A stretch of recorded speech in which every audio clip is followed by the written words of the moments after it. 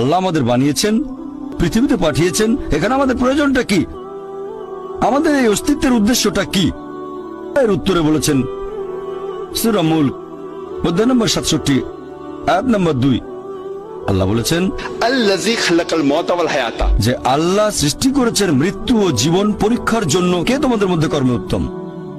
আল্লাহ সৃষ্টি করেছেন জীবন ও মৃত্যু পরীক্ষার জন্য। কে তোমাদের মধ্যে কর্মে উত্তম?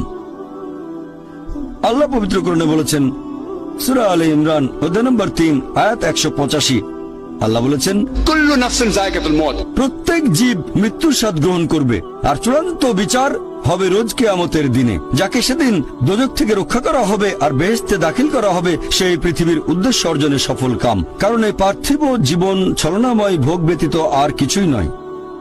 তার মানে এই পৃথিবীতে আমাদের ইহকাল, এটা পরকালের জন্য একটা পরীক্ষা।